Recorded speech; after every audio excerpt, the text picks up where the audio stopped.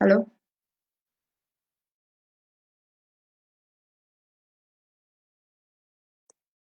Yes, Madhumita.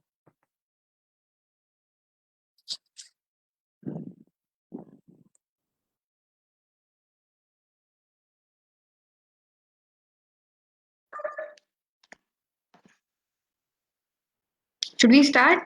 I think we can. Parveen and Tuina, you Yeah, keep yourself unmute. yeah. So Madhumita, let's just wait for more 1 or 2 minutes, and then Okay. we can just start. Okay.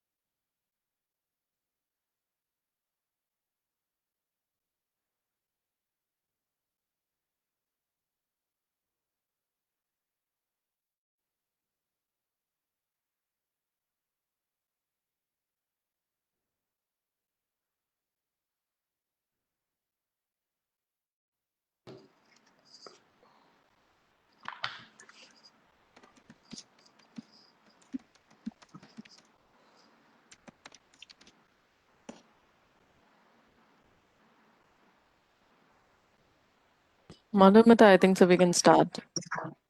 Okay.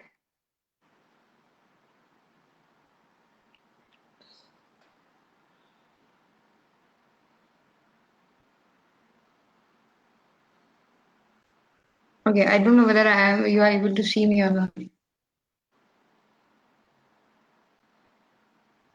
Not yet.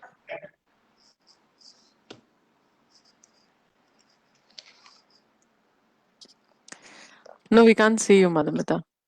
Okay. Anyway, I'll just start. I don't know what is happening. Yeah.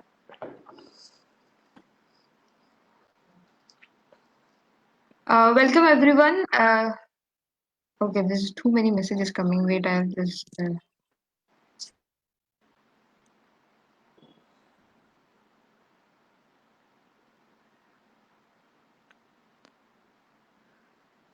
Welcome everyone for this webinar. The people who are new to BNHS, this is a pan-India wildlife research organization. It has been promoting and the cause of nature conservation since 1883.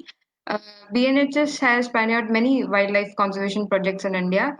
You can read about us more in the link which we'll be sharing in the chat box.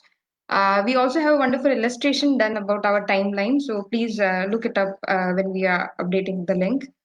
About the ringing and migration studies within BNHS. In India, the first attempt at bird migration studies started in since 1927 as a small-scale ringing by Maharaja of the former Dhar state. And since then, we have been ringing on and off till now. So in 1959, we started bird migration in a more systematic way, the studies of bird migration.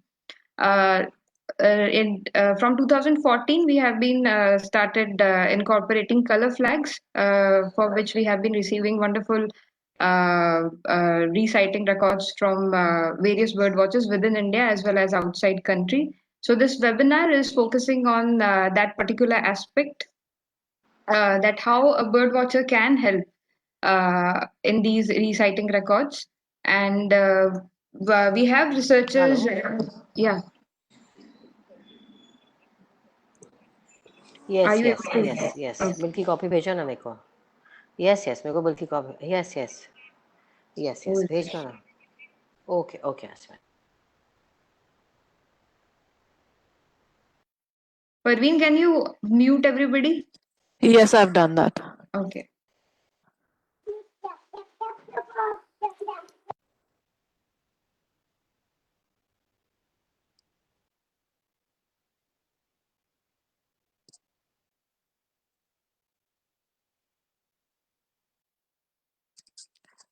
Madhumita, we can't hear you. You're mute.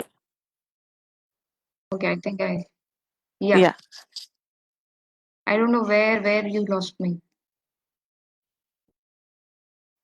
Yeah, you can start out. You were talking about bird banding. Okay. So these color tags, which we have incorporated since 2014 in India, have given us very good results across the sightings from various countries as well as within India. Today, this webinar will be talking about these findings from India. Dr. Balachandran and Dr. Satyaselvam will be speaking about the color flagging which we are carrying out in India. Uh, Mr. Chris Hazel from Australia will be speaking about his role in Australia as in color marking and other studies. I'll be introducing the speakers as before their presentation. We are having another speaker, Dr. Roland Baum. He'll be speaking his work in Oman, that also on shorebirds. So to kick start, Priyanka, can you share your screen for Dr. Bala's presentation? Yes, Madhumati.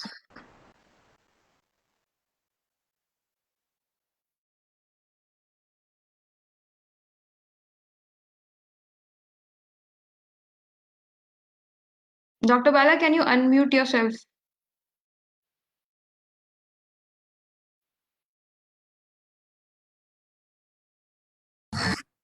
The slide is visible. Dr. Balachandran is fondly called as Dr. Bala. He seldom needs any introduction when we talk about bird migration in India. He's involved in bird migration studies since 1980s and is currently Deputy Director Ornithology with BNHS. His large body of work involves various migration studies from several duck species to flamingos. He has been instrumental in establishing two ringing centers in Point Calumet and Chilika. Point Calumet will ring a bell with many of bird watchers who have been part as a bird ringing camp, or to the ringers from many countries who have participated in ringing exercises.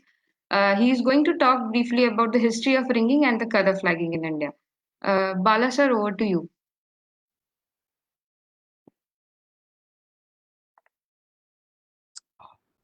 Good morning.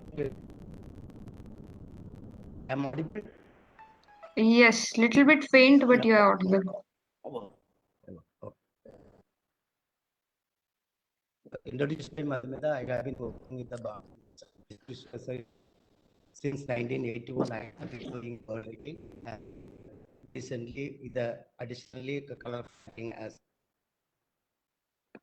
Next slide. So,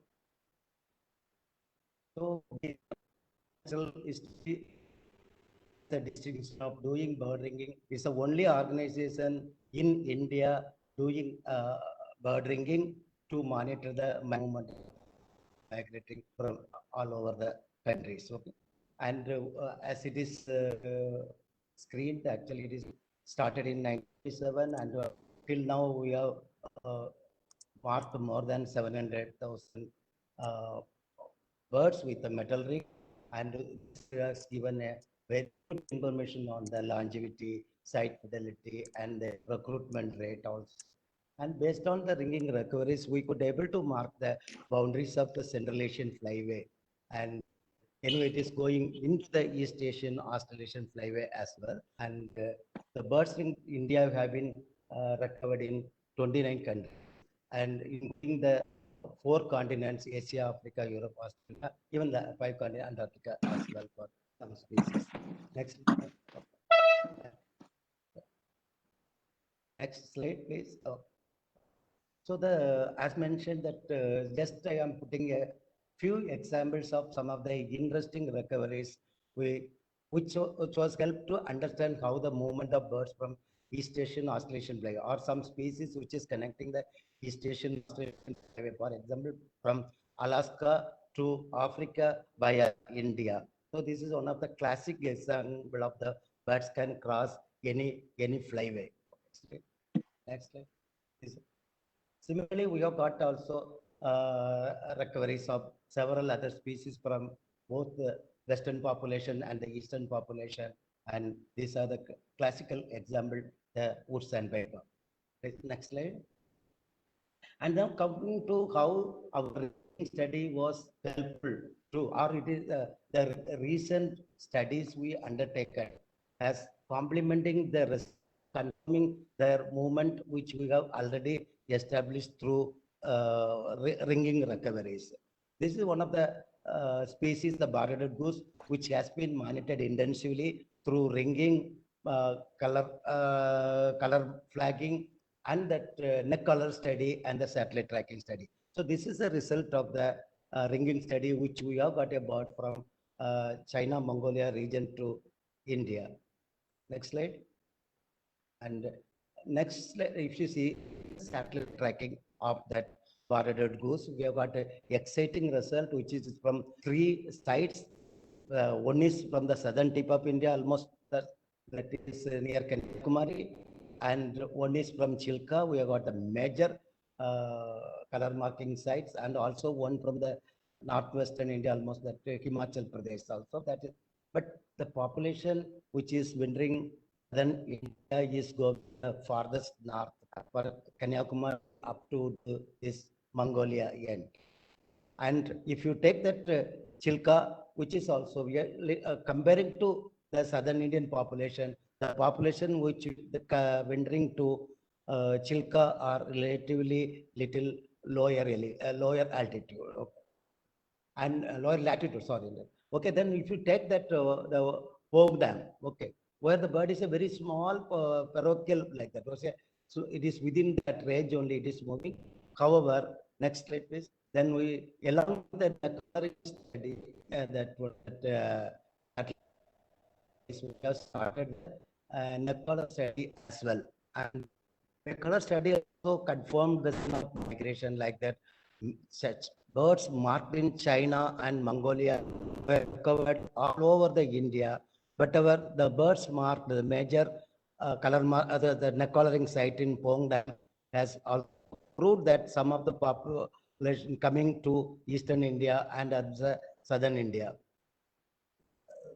So this study is almost very closely reflected the same pattern which we proved through the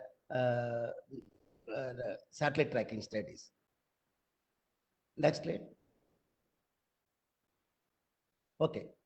By studying all these things, I got an opportunity to go to join that Northwest Australasian Weather Study Group expedition that in 2002 along with one of my presenter, Mr. Chris Castle, and the icon like were Clive Minden.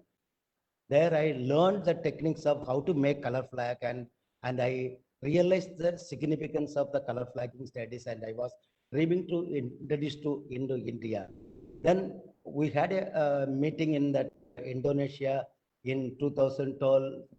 And during that time, we discussed the color flagging in India in with the East Asian, Australasian flyway color coding system.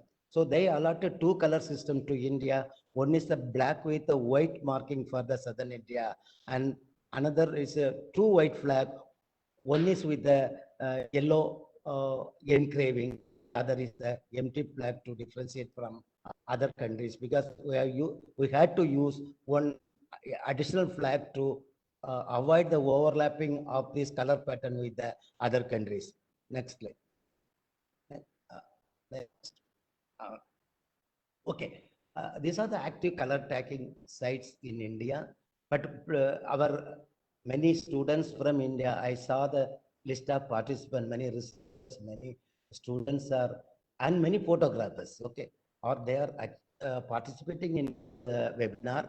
And whenever you are going for this bird watching in India or photographing India, please look at, these are some of the sites where you can probably get the flag birds. If it is in southern India, it's black with white marking, so that if you are managed to see this white marking with a black flag in India, then you can really yourself also confirm that this bird is from northern India. It is came from southern India. So that way, these are the sites which you can likely to get our flat birds. What's the Tamil Nadu, Point Caliber and Kalpapan, or Andhra Pradesh, some Poringa or Kolleru wetland, and then Chilka Lake, where we also did the maximum color flag, and then recently Mumbai and Gujarat coast also. That please look for this kind of birds, and our study will be only strengthened through your contribution. Next. Hello. Okay. Okay. This is just I am putting very highlights of our color flag study, which is connecting how that Indian wetlands are connected with the wetlands across the East Asian Australasian flyway also.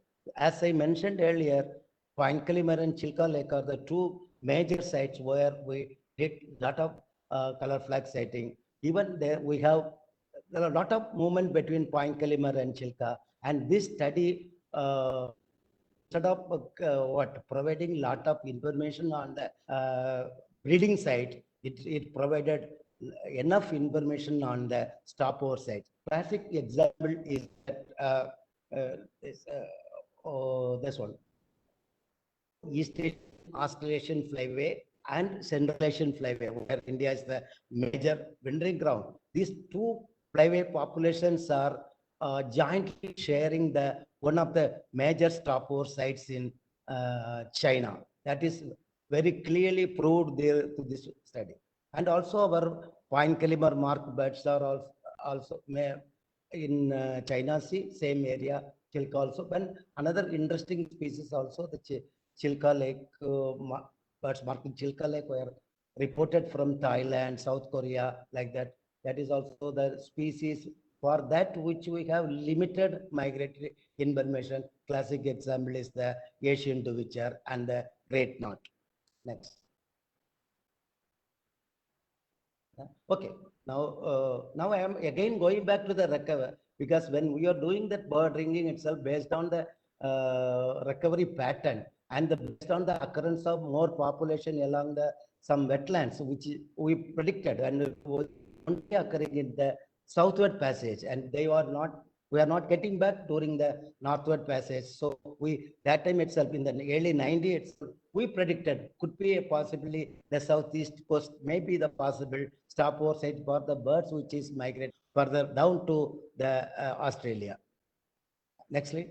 This is a Carlucent record from Australia, and so this is one of the Victorian weather study group result I am presenting here to find out how India is well connected with the East Asian Australasian flyway, as well as the prediction we made through the previous studies in the 1980s came to true. This is the northward migration. The birds marked from the northwest, this one Victoria reached the breeding ground.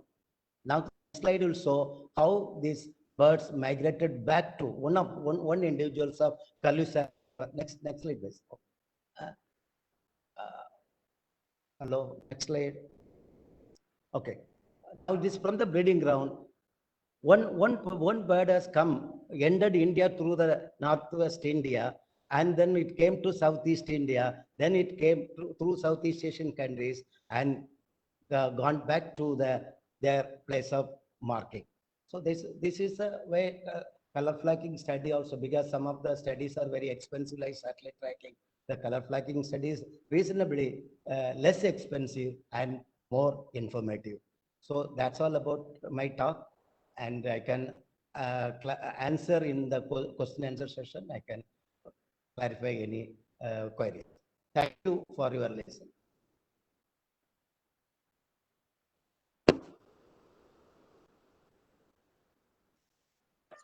Thank you, Dr. Bala. We are having another additional talk by Dr. Satyaselvam. I hope he have joined now. Is he here, Dr. Satyaselvam? Yeah, Madhavita, I am here. Okay. Dr. Satyaselvam is Assistant Director and HOD of Wetlands Program. He has about 20 years of research experience in wetland ecology, bird migration, and avian disease monitoring and management planning for the wetlands. He has worked in various ecological and environmental impact assessments and biodiversity studies across the country. Presently, he is deputed to the Central Asian Flyway Secretariat, established in the Ministry of Environment, Forest and Climate Change, to provide scientific and technical inputs to the Secretariat for the conservation of migratory birds. He will be speaking about bird ringing and migration project in Gujarat and the findings so far. We have been receiving very good observations from the local bird watchers of Jamnagar and the visitors who visit that particular area where we ring. Dr. Silvam will be presenting the overview of that work. To you, Dr. Satyasilvam. Yeah, Madhura, thank you very much for your excellent introduction. And I'm now going to present that bird ringing activities carried out in Gujarat. As Dr. Bala told that the color flagging studies right now is being carried out in 16 different locations across the countries. Gujarat is one among them. Madhubala, can you go to the next slide? Yes, this is the area. It is near to Jamnagar, Hijadia Bird Sanctuary. In that, there are 3 locations we did that color flagging. One is Hijadia Bird Sanctuary and the salt pans close to Hijadia Sanctuary, and Sachana.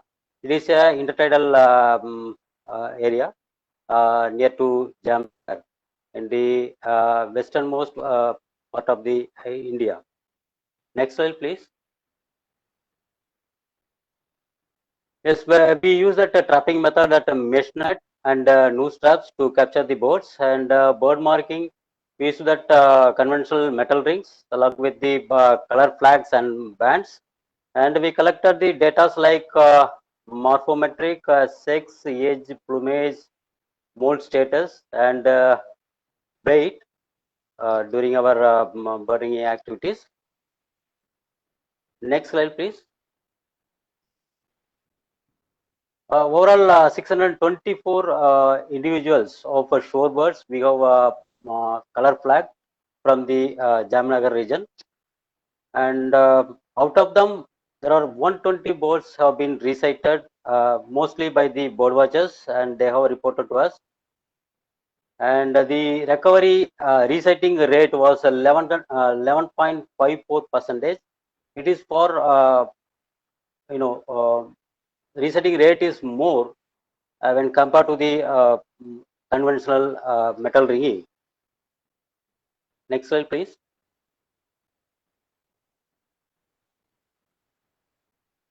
Yeah, thanks to the bird watchers in the Jamnagar area, because they are very actively reporting all the results. And the birds are ring 238 birds in the first in 2017 when we started the color flagging there. Out of that, 18 was reported in the subsequent years, and in 26 after 2 years. So like that, we are having records in the subsequent years. Next slide, please. Yeah, the birds which are color tag, it is repeatedly sometimes reported from the same site, and even it shows the site loyalty also, because the subsequent years also the same period, same almost the same date also they are occurring in the same wetland. This is the resighting records of crab flower from the Jamnagar, what you are seeing here. Next slide, please.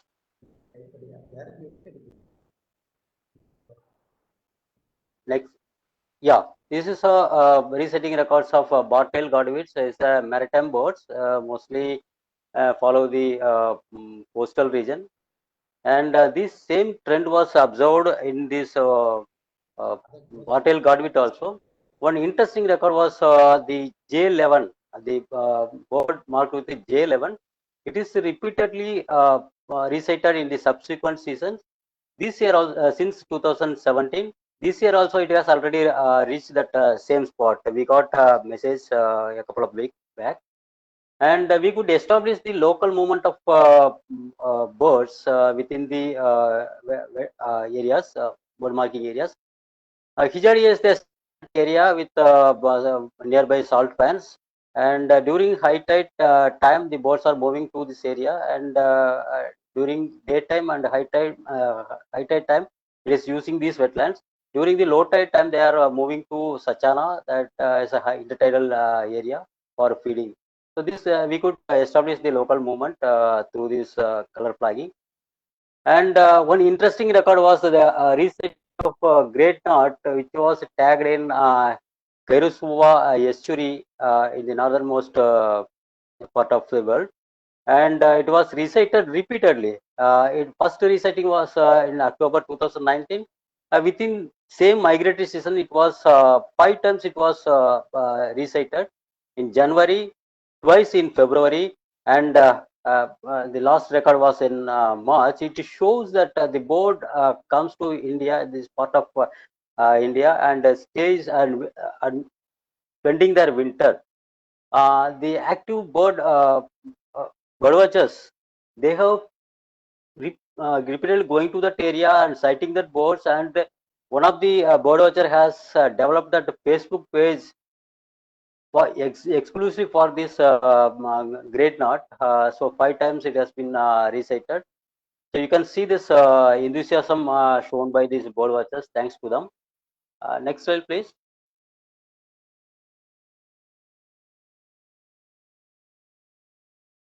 Madhumita. Yes, the great knot, it shows the color tagged birds from different places in the East Asian Australasian flyway regions. So they have been recited in one location along the east coast of India. It gives this different perspective. Previously, this board was considered as a vagrant, then it is uncommon.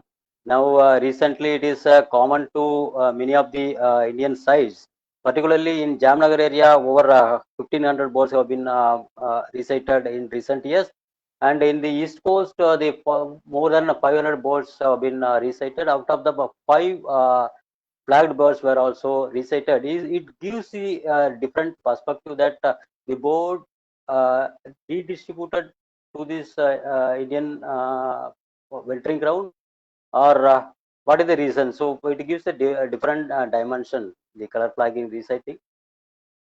Next slide, please.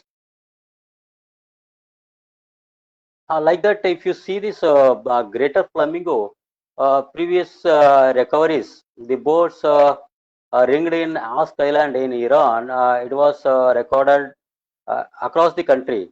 And one record from Kazakhstan also, it was reported from Pine Kalimar in the southeast coast of India. But the distribution pattern of the boats breeding in the Gujarat region, which was a large colony, breeding colonies found in Gujarat. We didn't know about their distribution pattern through this conventional ringing method, but the recent color tagging, it showed that the boards are also moving in short distance. The boards are ringed in, color tagged in Kijadia. It moved up to Bikaner in Rajasthan, and further south in Mumbai coast after 1 year. So to track the boards, we have the two mechanisms which students and the researchers can use. So one is, next slide, please. You can find the bird burn reporting sheet from our BNHS website. So you can download that forms whenever you are seeing these tagged birds, any kind of either leg flags or neck collars, or any satellite device attached to that birds. So you can report to us, and the form is available online, and you can submit to us online. And to ease the job of the bird watchers, academician, and researchers, nowadays we are using the Android based mobile phones. Madhumita, can you show the next slide? Next one. Yeah. So you can download that mobile app through Google Play Store, and you can use, you can register yourself, and you can keep on adding your resetting data. So your database also, you can build up your database. Whenever we are getting through the mobile app, the information which is sent by you, so you will get the reply. So when it was tagged and where it was tagged, so those such kind of information you will get it. So that will contribute both the sides. We can it will be beneficial to track the board. And last couple of years, over 250 resetting records of flagged boards. And most interesting was 57 and 35 reciting in one day by our one of our colleague from the Tanekiri area in Mumbai, Maharashtra. So it was most interesting to track the birds and understand their movement pattern. Next slide, please. Yes, now we have come up with the protocol, color marking protocol for India. Leg flag already Dr. Bala has explained about that. The black flag with white engrave for the South India, and North India, two white flags, and we are using the neck collars for the geese, bargated, and all the geese species. And recently, in consultation with the Flamingo group, specialist group, we started that color marking for the flamingos, and now in discussion, in consultation with all the Central Asian flyway countries, we have come up with the color coding system for all waterbird groups. So shortly we will be publishing that one. It will be available for you all from our website, and we will communicate to you through our social medias and through our website when it will be available.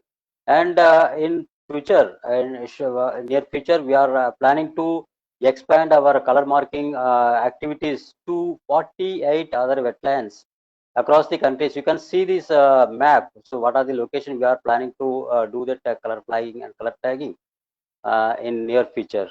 Because of the COVID condition, we have stopped a while, and probably after January, once the COVID situation improves, again we will start that work from all these locations. Next slide, please. And thank you all for your patience. And you can, if you come across any banded birds, you can refer to us to the email ID bans@ban.org. And we are acknowledging the Gujarat Forest Department, Director BNHS, bird watchers, and photographers from Gujarat region who contributed a lot to track the birds. And as our special mentions, we have given that 25 names. So these people are very much helpful to resetting the birds. Thank you all.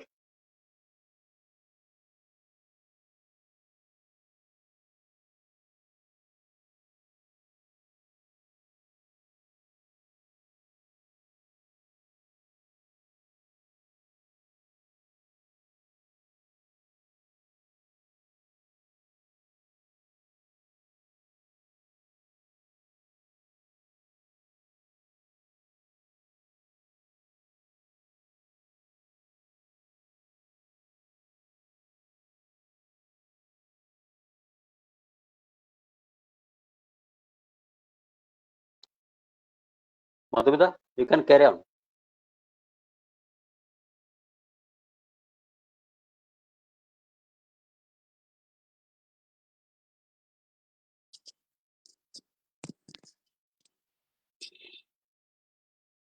Yeah, just a sec. I think so.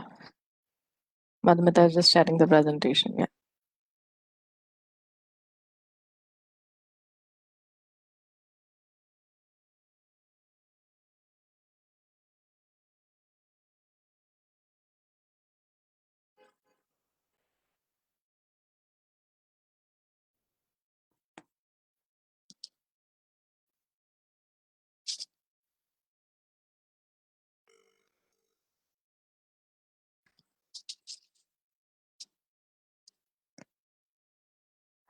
Chris,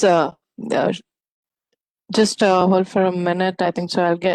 connect Madhumita. She's on mute actually.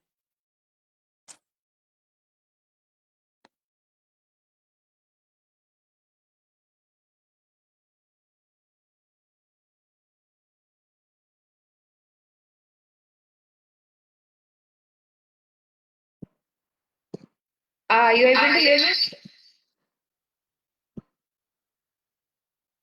Madhumita, can you? Are you able to hear me now? Yeah. Yes, we can hear you. Hello? Yes, we can hear you, Madhumita. Okay. Sorry. Uh, so Chris, is Chris easily unmuted? Yeah, he's unmuted. Yes. Chris, can you turn on your video if it's working for you?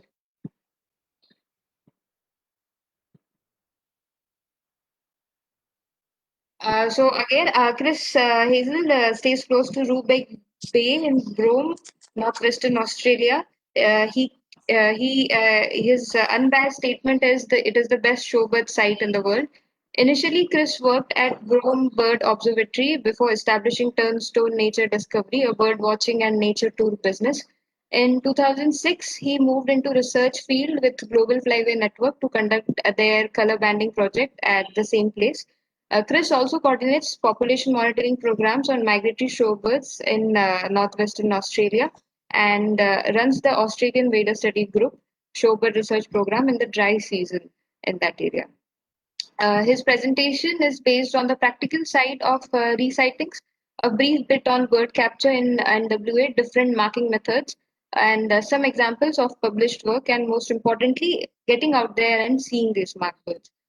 Chris, over to you.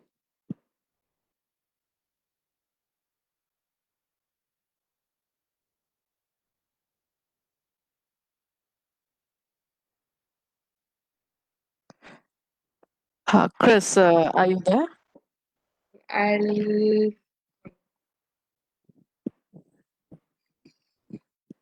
Actually, he's in mute, but I don't know what is the problem.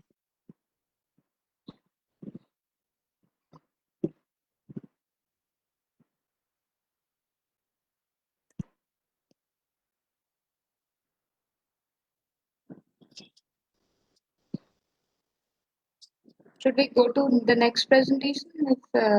Yeah, we can do if Ronald is here. Like, is he?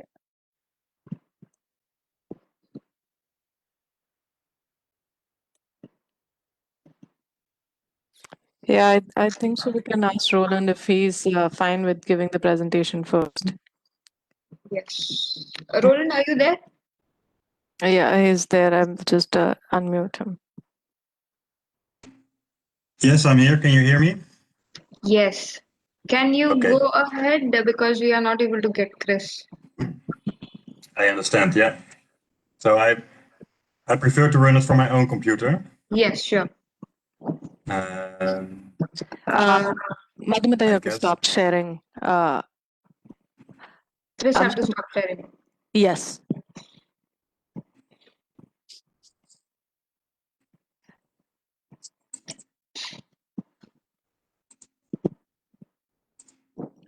Chris, can you stop sharing your screen and I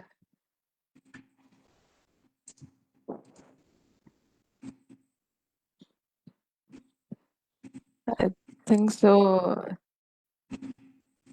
Yeah. okay, I have to Okay. stop sharing. Wait. Yes. Or okay, you can Yeah. share now.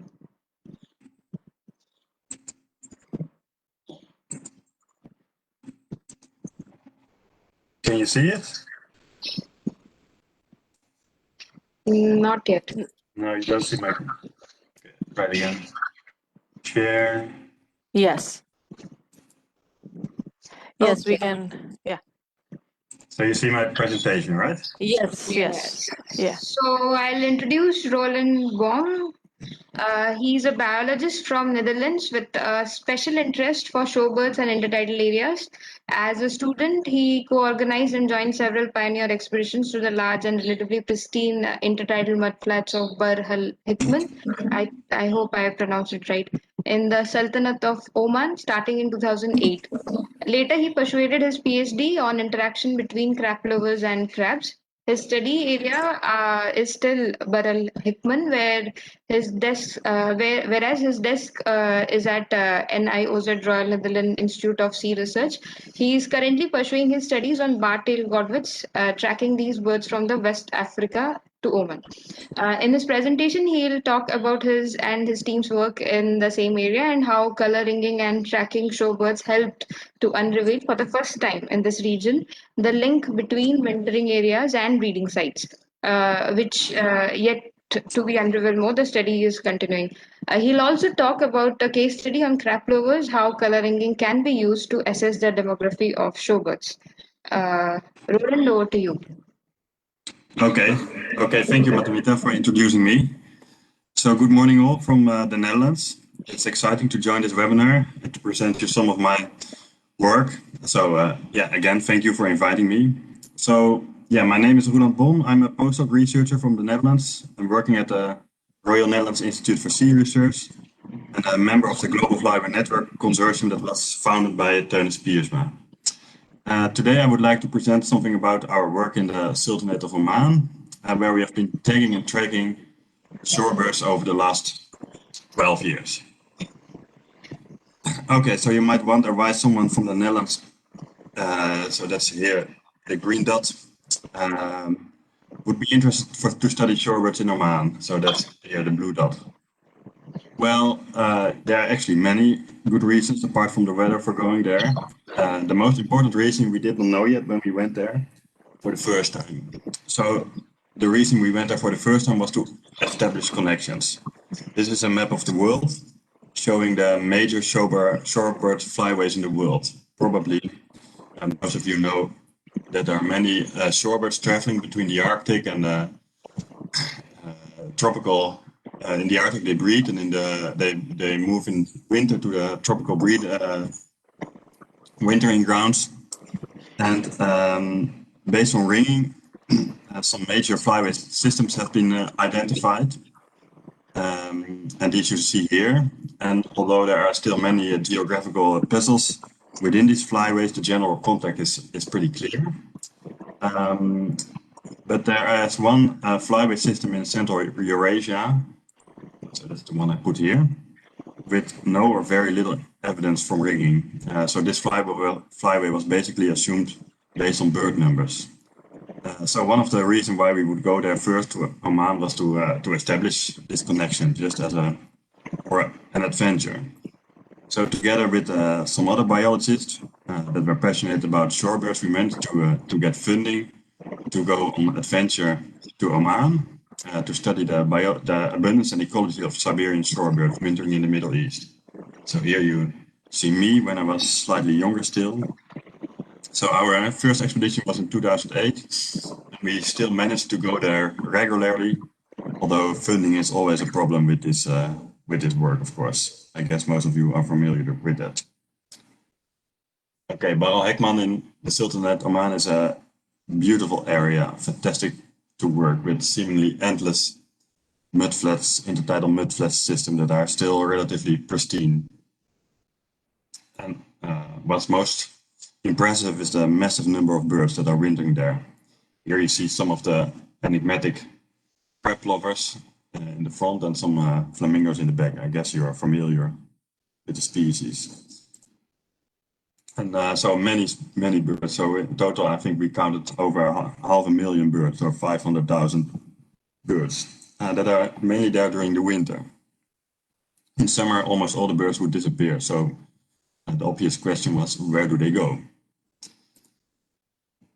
To find out, we have been catching many hundreds of birds over the years, and catching on shorebirds on mudflats is not easy. There are various ways, and one of them is to put out mudflats on the mist nets on the mudflats, which we do here most of the time.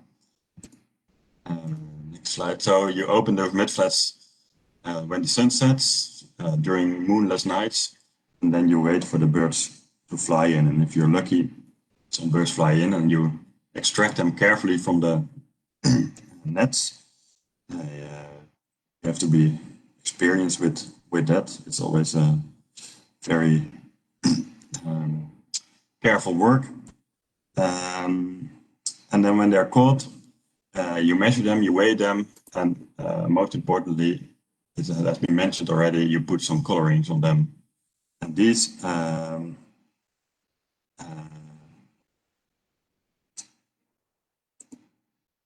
okay, so then you release them and you go out in the field. It has, like I said, it has been mentioned before. It's super important to observe the bird. So the ringing is fun, but observing is important, and it's also good fun. And it gives you important information on conservation perspective, on habitat used, and for demographic bookkeeping. So here you see Zagran, one of our local counterpartners. He's observing Curlew sandpiper, crab lover with colorings. So, but of course, the real excitement comes when others report your bird from elsewhere, or vice versa, when you see birds from other areas, countries. And over the years, we've been lucky to have some observations. And one of the first observations, so that's really nice to be here, came from Dr. Bala, that just gave a presentation. So he observed and photographed one of our birds. So that was a crab lover. And here you see the evidence. Later, we also got a reciting of crab lovers from Iran and Kuwait. Here, sorry. So this is an example of movements of a regional bird. At least as I expect, there was the reciting of a dunlin from Siberia. So that was a dunlin, and that was the first direct proof of an individual bird migrating between the Arctic and the Middle East, and actually the confirmation that this whole flyway exists. Another exciting reciting was a broadbill sandpiper in Sweden. Here we have that reciting. And we also saw several great knots from the very east of Russia. So there you see. And finally, we managed to establish some connections for barred godwits, one of the most abundant shorebirds in the area. And these birds are, of course, there. So here you see the recitings. These barred godwits, they're famous for being a globetrotter and for their long migratory flights. So nowadays, up to 12,000 kilometer non-stop flight of this bird has been tracked. Okay, so based on ringing data, we managed to establish some basic connections, showing already that Oman connects the many parts of the world. And this ringing data is, of course, super valuable, but the information is also limited in a way. Don't underestimate the importance of coloring, but so if you, for instance, if you look at the barred godwits, we have two dots connecting the world. We don't know where they breed, where their stopover sites are. And we also don't know nothing about timing of events. For instance, when they start migrating, and this is all important information. For instance, when we want to highlight areas that needs to be prioritized for conservation, or if we want to understand how birds cope with a rapidly changing world. So how do we get such detailed information on habitat use and timing of events? So enter the 21st century. The answer, of course, is nowadays it's possible to track birds with miniature solar-powered satellite tags that communicate their position with the Argos satellites. So that's what you see here. And these devices are fantastic to study migration. But there are a few problems. And one of them, of course, is money. These tags are super expensive.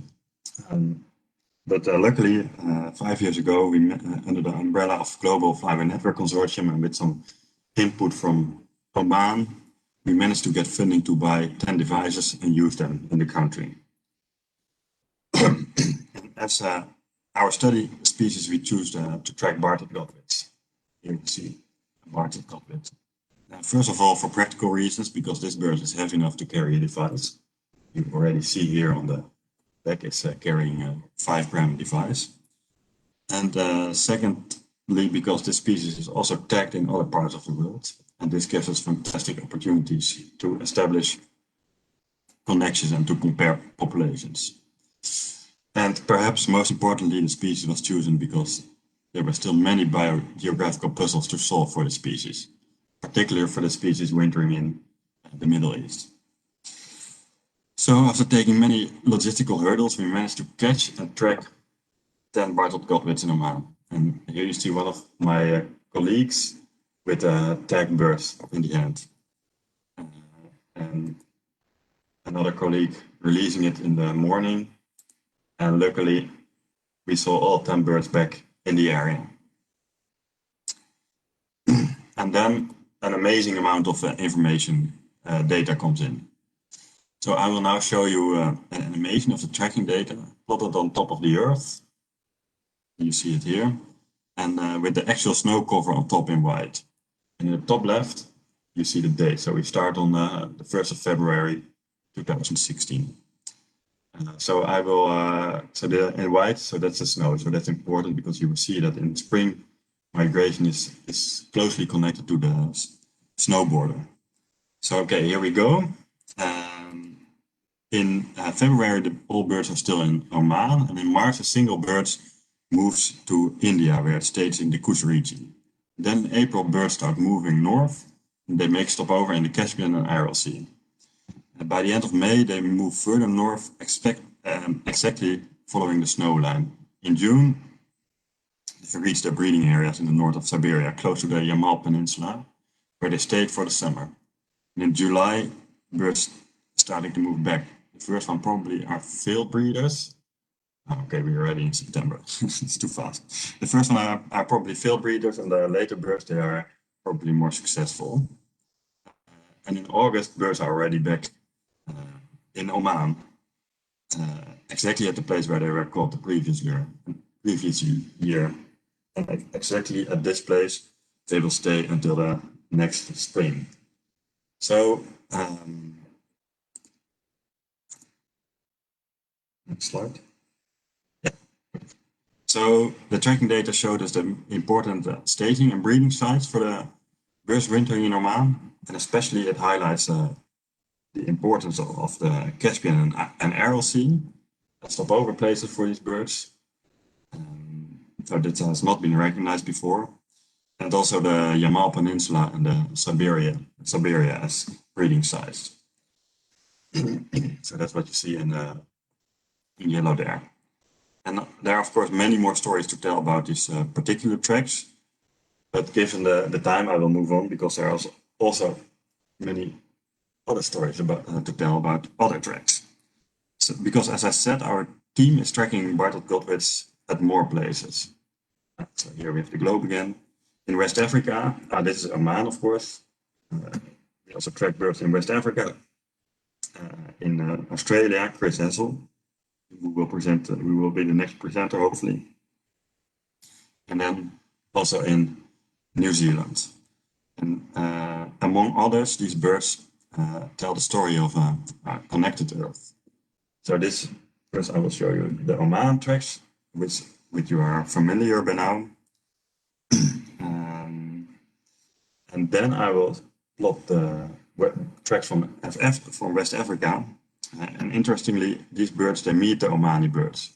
So they also visit the Netherlands, which you see here. And then they leapfrog over the Oman birds, and then they breed in the Taimyr Peninsula in Siberia again. And there they meet, or almost meet, bartled godwits from a very distant world, and namely the birds that winter in Australia. So that's plotted here in yellow. And in turn, these Australian birds, they are connected with bartled godwits that winter in New Zealand and breed in Alaska and America, as you can see right here.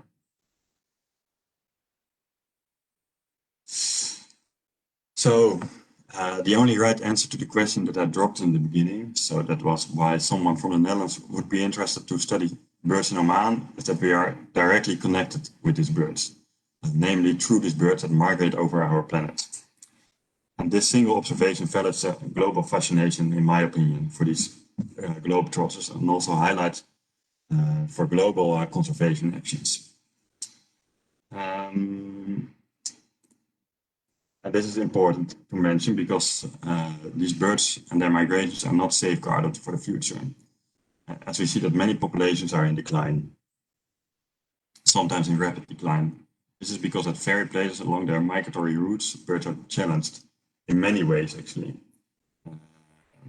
Among others, they are challenged by habitat alteration. So this is a picture from the Yellow Sea, where habitat is reclaimed rapidly. Climate change in the Arctic is strongly affecting these birds. And shell fishing in staging areas. This is a picture from the Netherlands. And by hunting, this is a bird that was shot by hunters.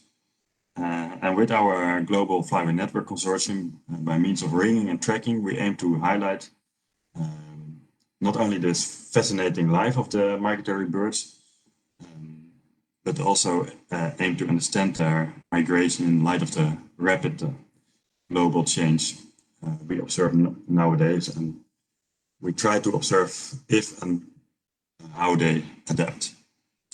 So our main goal is to publish scientific papers, peer-reviewed journals, but we also, so here you see some examples of these journals, but we also try to reach many more people, for instance, decision makers, in many different ways. So we are active on Twitter, you can follow us here. You can also follow the live migration of the godwits. So now they are all in the wintering areas, but next spring you can see how they migrate again to their breeding areas in the north. So that was what I wanted to tell. This is, of course, work by many people. Some of them are listed here, but there are many more people that I actually should thank. So don't hesitate to ask questions now or by email. But before doing so, I would like to ask you a question. So where are the breeding areas of the barred godwits wintering here? I think it's an open question. So perhaps we will find out in the future. So thank you for your attention.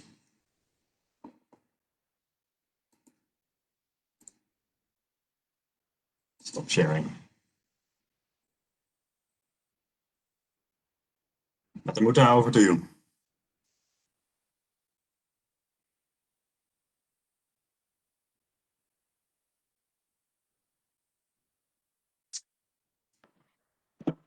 Yes.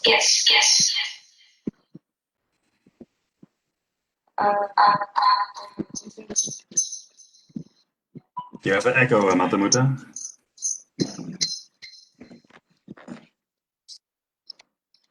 Yeah, able to hear me? Yeah, Paramita, it's, I think so. Audible? Your voice is, but there's an echo effect that is happening. Now it's fine. Yeah, it's better. Okay, I'm juggling between two systems. Yeah. Thank you, Roland. Yes, the question which you posed at the last, what we are having a discussion for a very long time, and that's what we came in contact, that where other birds are going. We do have a recovery, and which I spoke to you earlier around 1972 or 86, somewhere near to Tumen. And yes, maybe if we can plan for a satellite tagging, or our birds are being sighted, we will come to know where exactly they are. Thank you for a very global perspectives what you have presented, not only in Oman and the other areas as well. Now we'll go to Chris, who is Chris. Can you unmute yourself?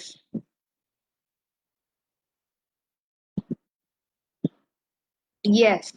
Now you have to unmute yourself. Yeah. Or can I? Sorry. Yes. Chris, can you talk a bit? Oh, we are not able to hear you.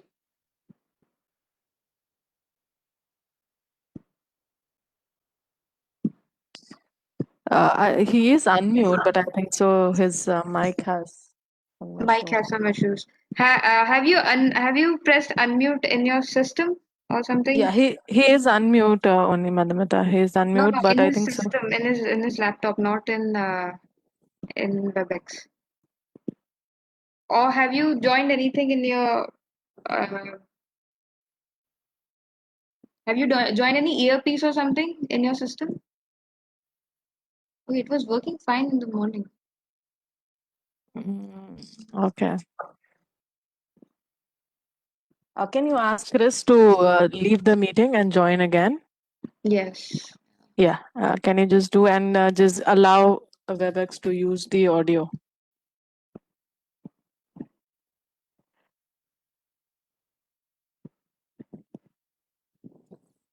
Yeah. Sorry for the technical issues to everyone, and we'll just get back in 2 minutes. I think meanwhile, if some questions are there for Dr. Bala and Dr. Satyaselvam. Yes, Tuhina, can you take some questions for the first session from the audience? Okay.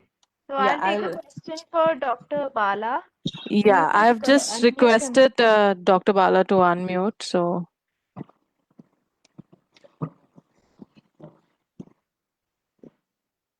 Hello. yes, sir, we can hear you.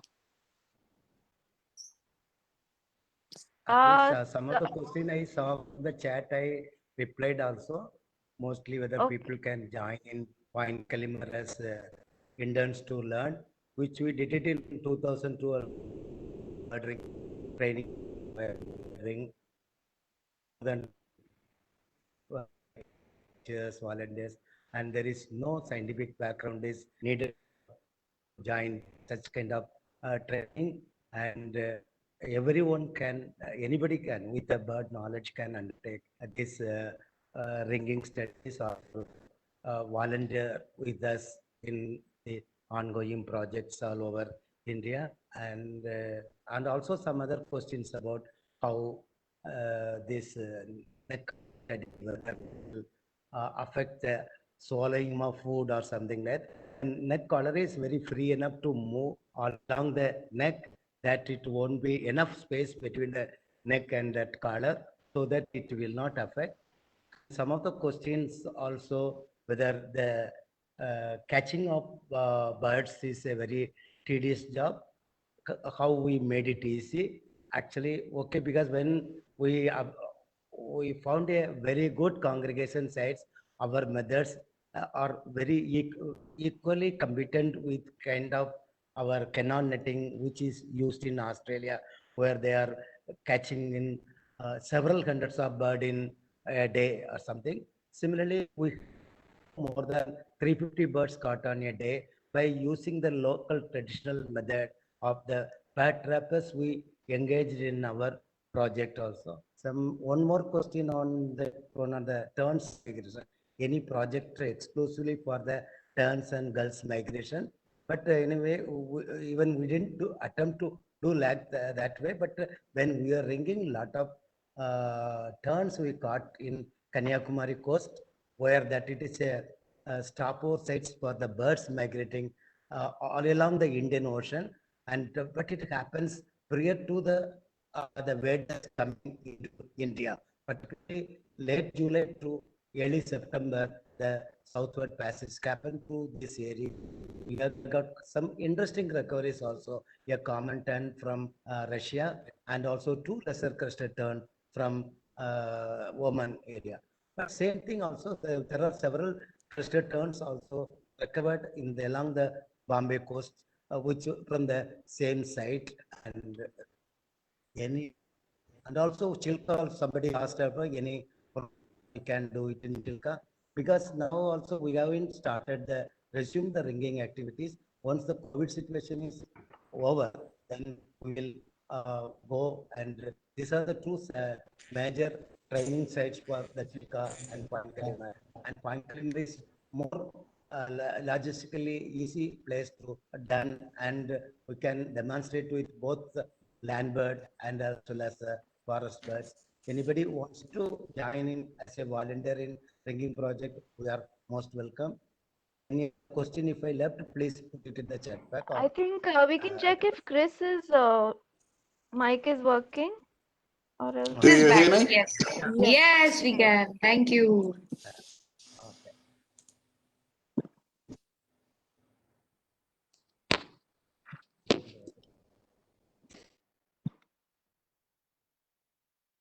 Okay.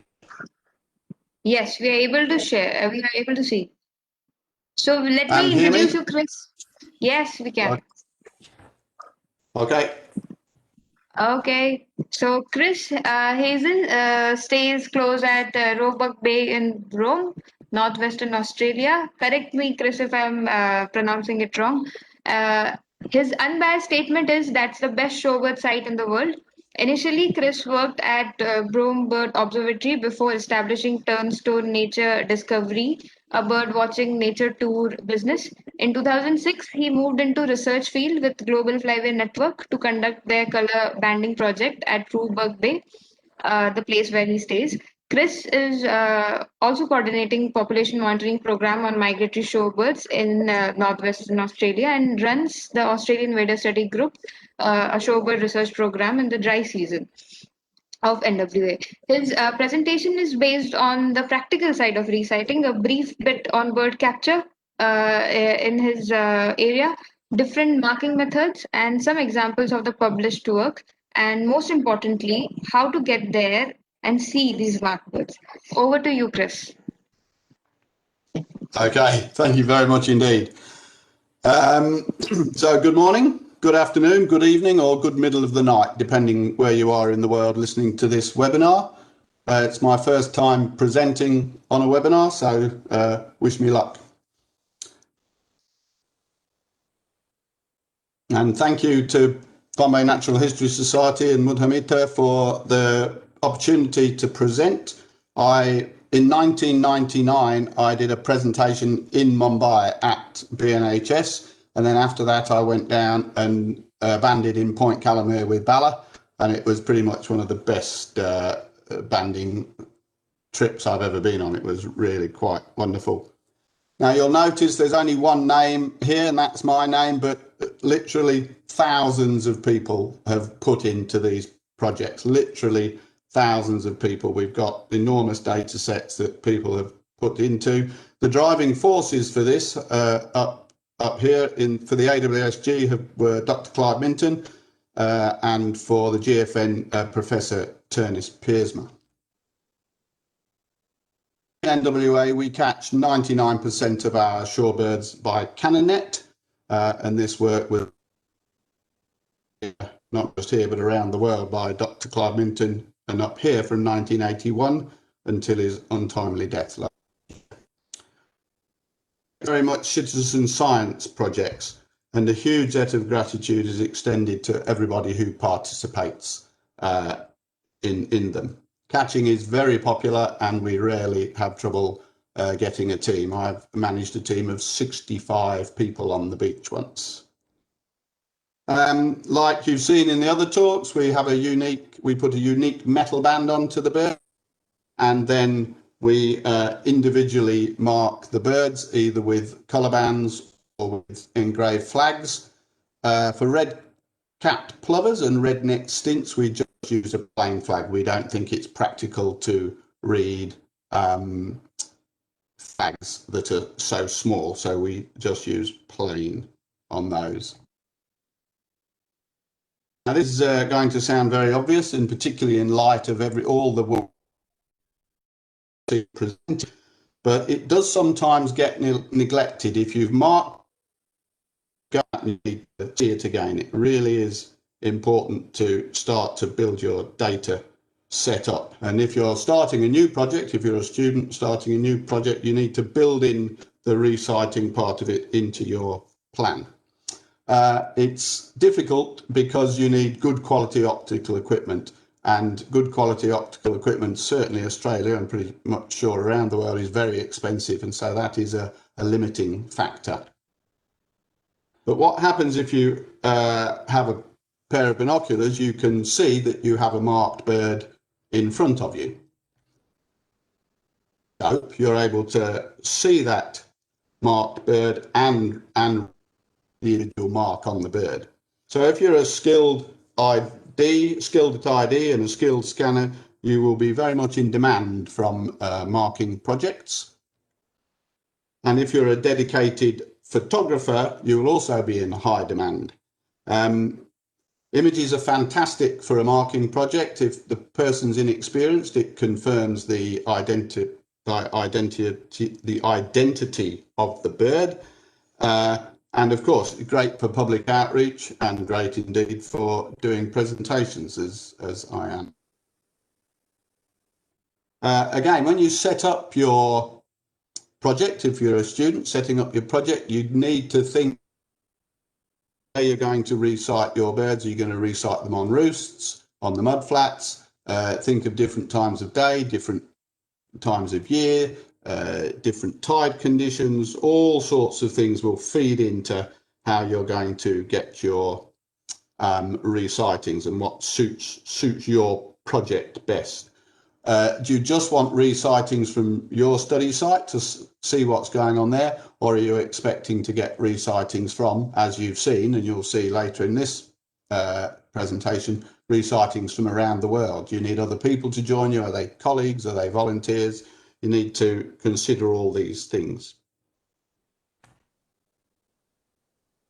Section will be relevant to each project.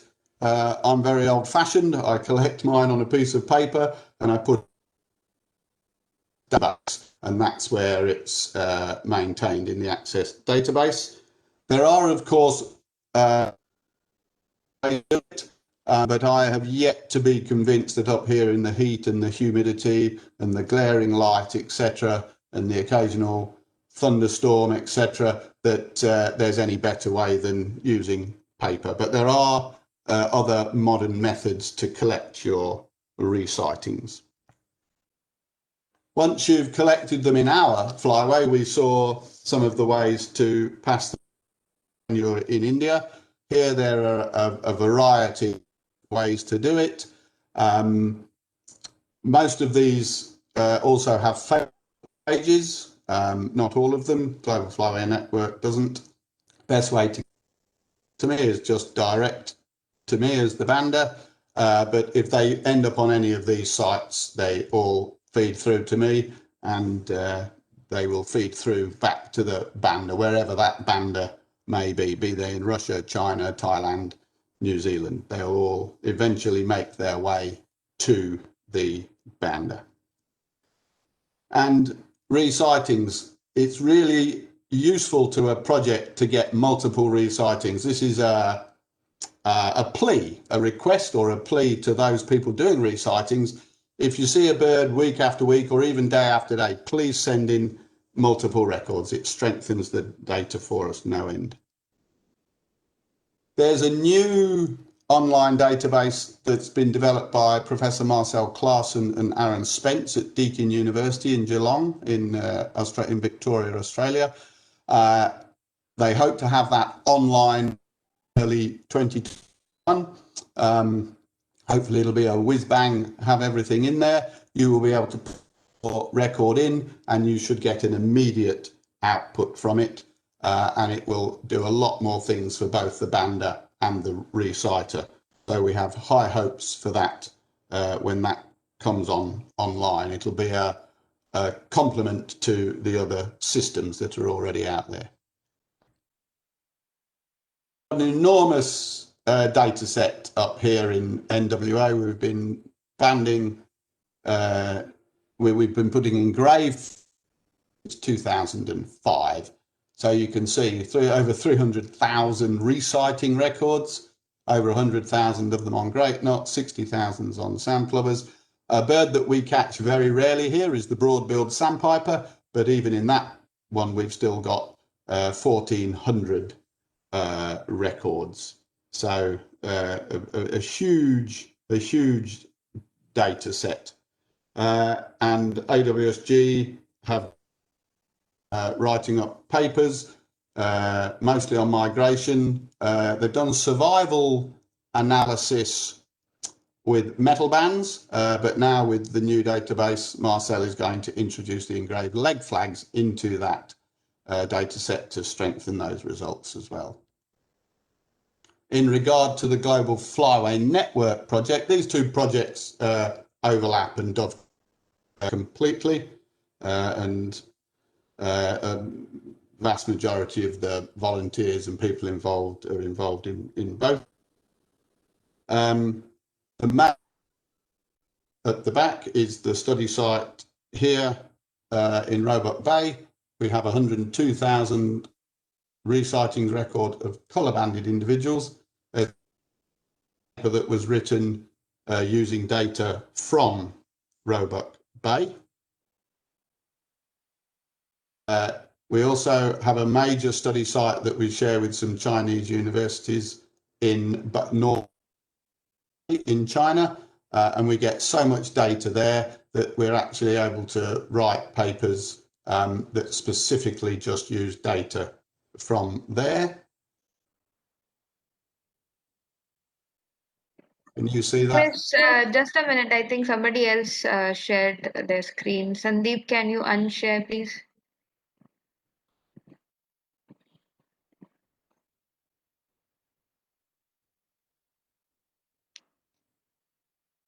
Okay, now you can share, Chris. That good?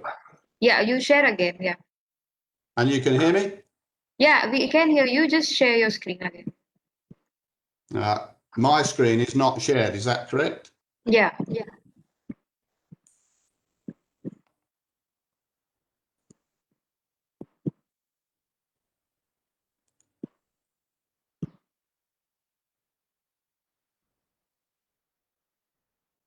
Yes.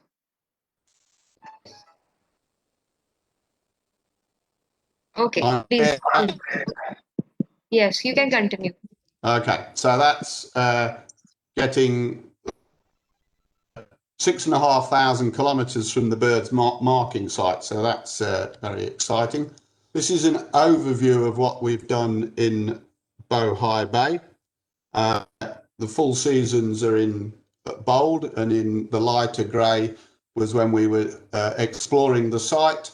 And in 2020, like everybody around the world, we were impacted by COVID. So the Australian and Dutch contingent weren't able to go.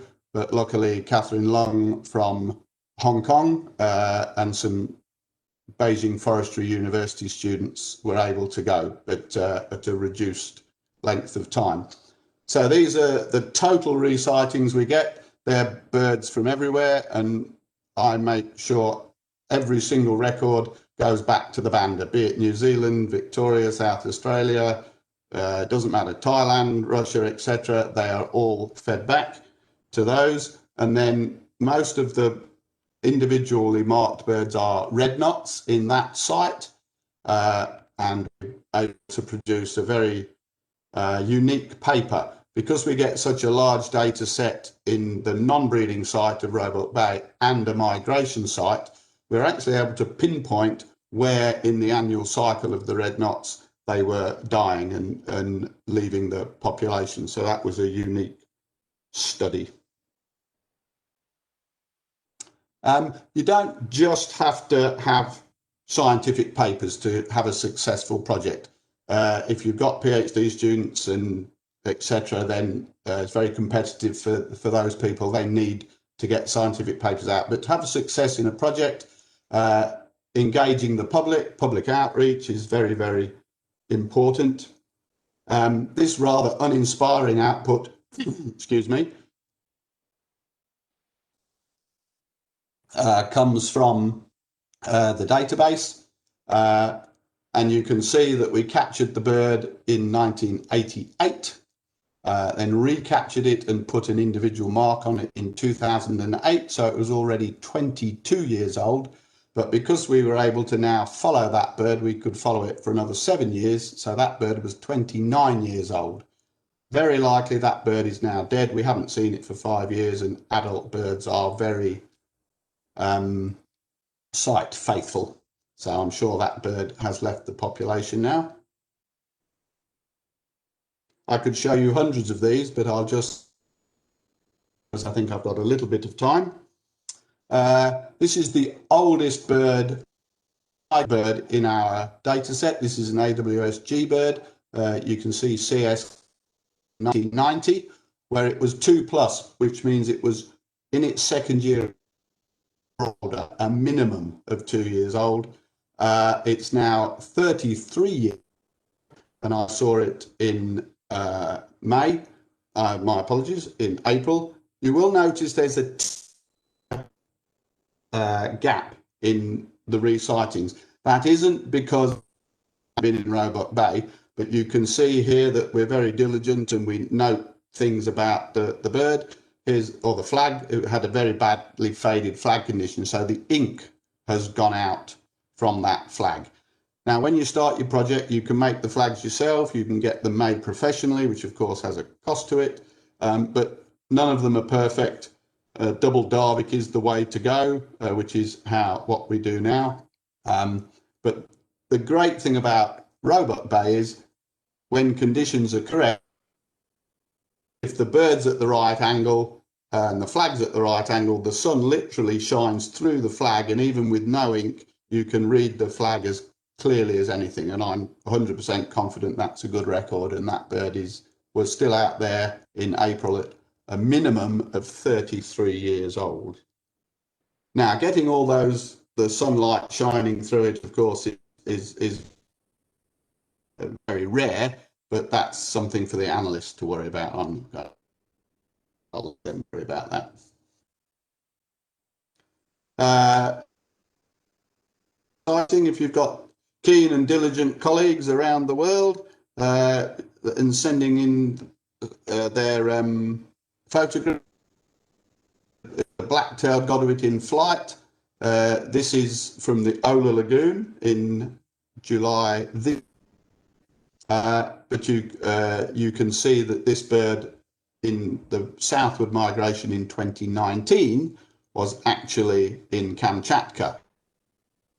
Far apart. Unfortunately, the Kamchatka site had only a little bit of coverage this year from one person, again due to the COVID pandemic. But my sense here is that this bird has just changed its southward migration site, going to fly across to Kamchatka, but of course we don't know. Dimitri hasn't got his records to me yet. When he does, then we might find out that it did do that route.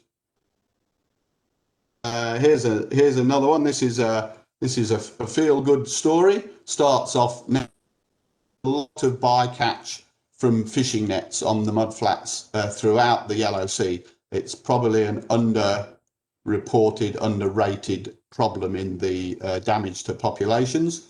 But this bird was found alive in the fishing net and released by Xiaodong, a Chinese student and GFN collaborator. And you can see that we've been seeing it alive and well back here. And indeed, just 3 weeks ago, it was seen down at 80 Mile Beach when we were on a scan down there. So that's a picture, but a good outcome. Now I've got a little story about Jeb. Jeb is this is where I feel that the outreach to engage the public and to draw them into these amazing stories of these shorebirds. Jeb's 21 years old now. I've been seeing him both in Roebuck Bay and Bohai Bay. He was given a plain flag in May 2000 when he was aged 1, which is in his first year of life. I was caught again in 2006 and given an engraved leg flag TN. Then caught in March 2012.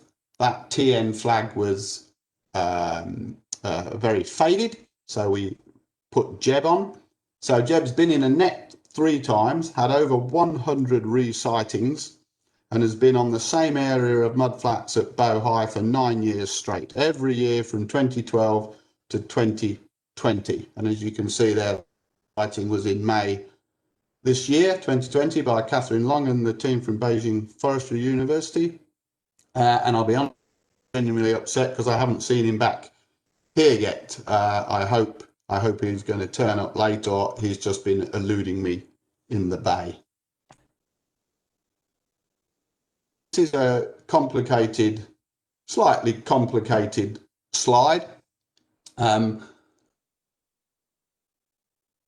Is the information from this bird's satellite transmitter and the distance it flew between each site as it went on the breeding grounds. But the amazing thing about this bird is that it was not only tracked by a satellite tracker, but that it also had the colour bands on it, so we could follow it in two ways. So right hand side on the mudflats there, it's in March and April in Maipo. Then it was photographed in July in Alaska, which was amazing. We didn't know them over to Alaska. There it is in a photograph. Then in July 2016, we're in now. The initial ones are in 16. You can see it with its satellite. That's on the mudflats in Kamchatka. Then it was seen in Rudong, but not until October, which is very late for one of our great knots to be still in China. But if you look closely at the photograph in the bottom right-hand corner, you can see that the satellite tag, the harness had broken and the tag had slipped to the side of the bird. So, of course, we were concerned for the bird's welfare.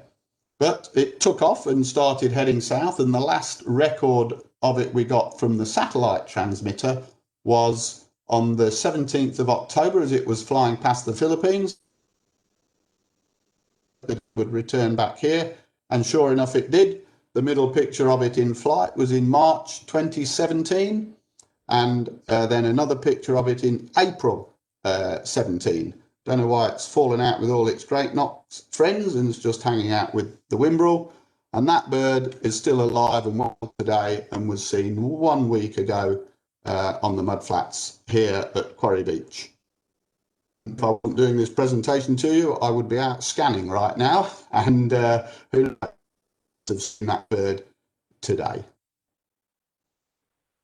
So, to those of us who run projects and you who send in the sightings, it's contingent on us to send in the sightings. And am I still on, Madhumita? Yes, you are still on. We are hearing Okay. you. My picture's disappeared. Sorry. So if you mark birds and somebody sends you a neglect it. Don't just put it in your data set.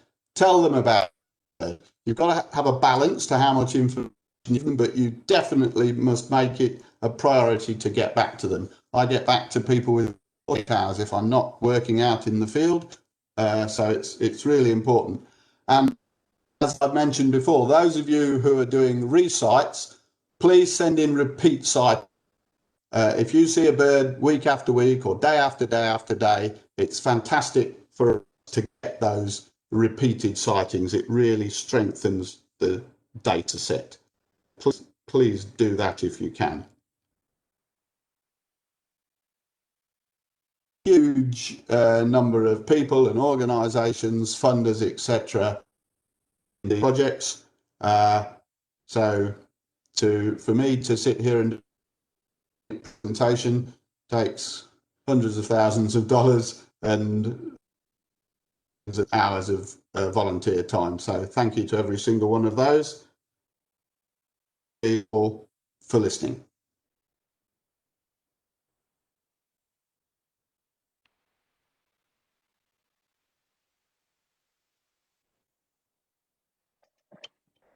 Thank you, Chris. You can switch on your video. I switched it off in between because we were not hearing you properly.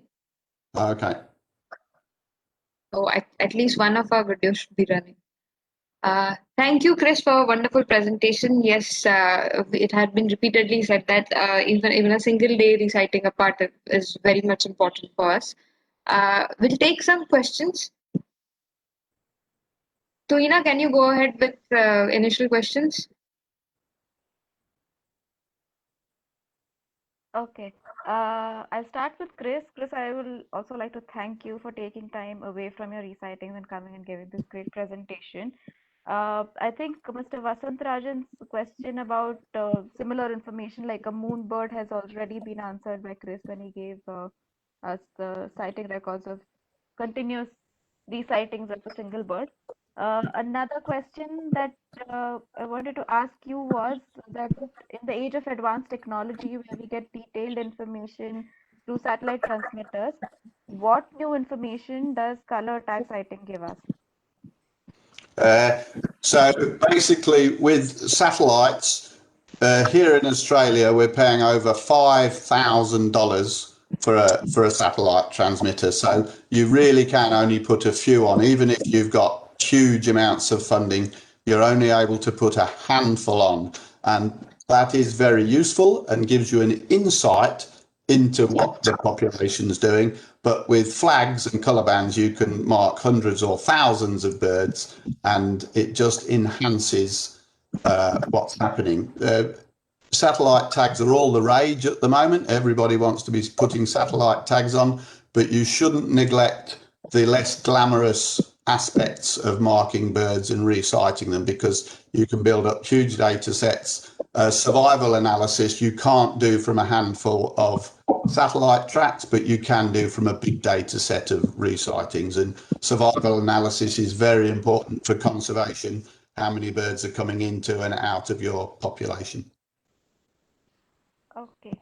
And just one more question quickly is, do these color tags hurt birds, or has there been any record of change in mating preference or behavior when you color band these birds?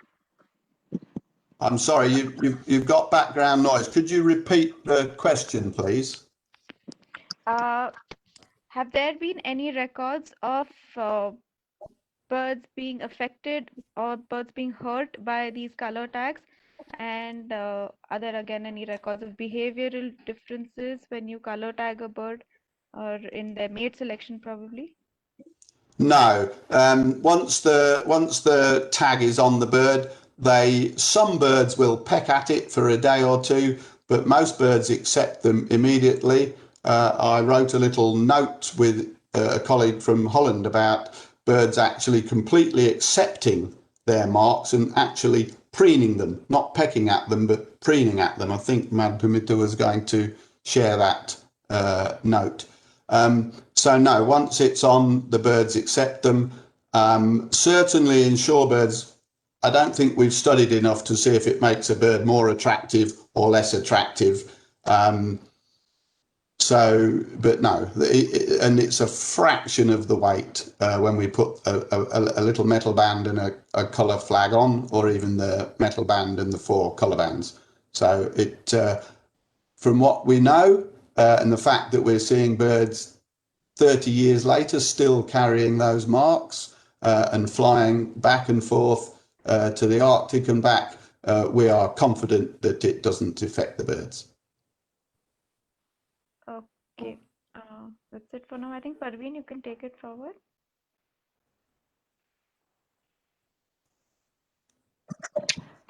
Yeah, we have a few more questions. I think it is addressed to Chris, but any of you can answer. Is there any kind of, have you asked this, Tuhina, let me know. Is there any kind of radiation emission happen through the satellite tags which could affect the birds through morphologically and its migration pattern as birds uses Earth's magnetic field? It's by Uttama Pandyan. Did you understand the question, Chris? No, just put it once again, please. Yes.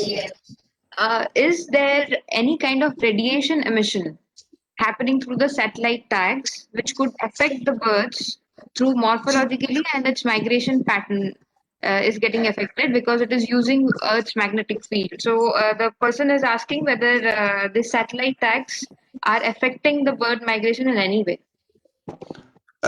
Certainly not to our knowledge. All the patterns that we see of our migratory birds don't suggest that. There's birds flying from Alaska 12,000 kilometres back over the Pacific Ocean, direct into New Zealand.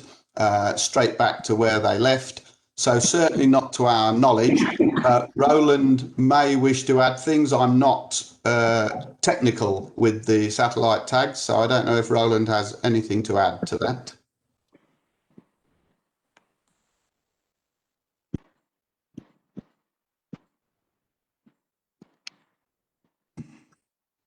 Can you hear me? Yeah, great. Yeah, so I completely agree with Chris that I already answered also this question in the chat box, I guess. So yeah, we see high-skilled navigation from these birds crossing oceans or taking great circle routes, which is navigational demanding. So we don't have indication that this hampers their migration navigation-wise.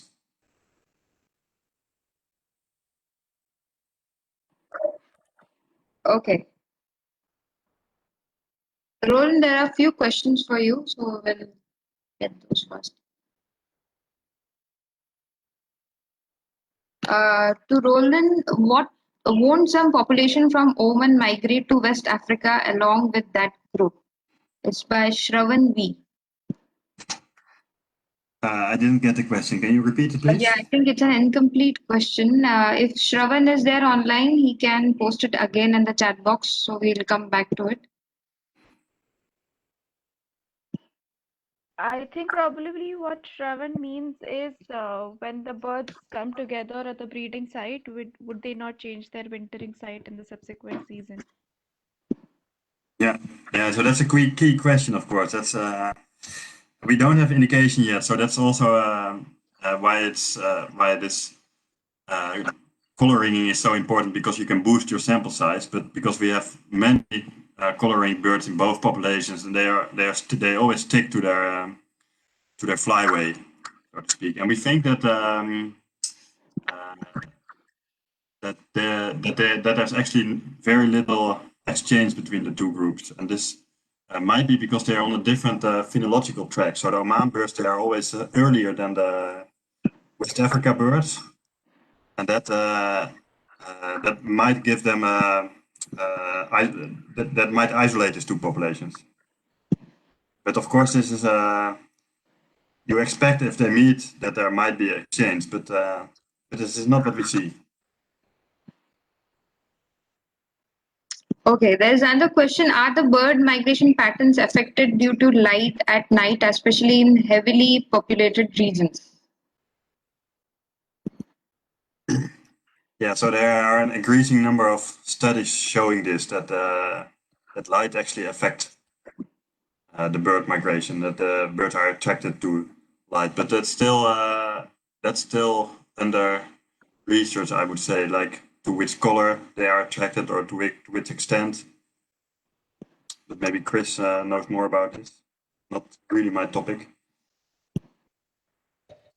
No, nor mine. I think it's well documented in passerines, but I haven't seen it documented in shorebirds. Shorebirds tending to fly high for long periods of time, whereas passerines are flying lower, and so. But certainly in migratory shorebirds, I haven't heard that it's currently considered to be an issue.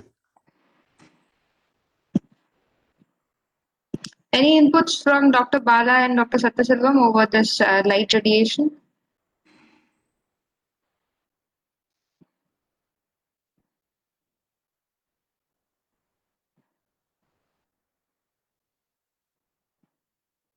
I think they are. Parveen, can you get? Yeah, I have requested them to unmute. Just hold for a second. Yeah.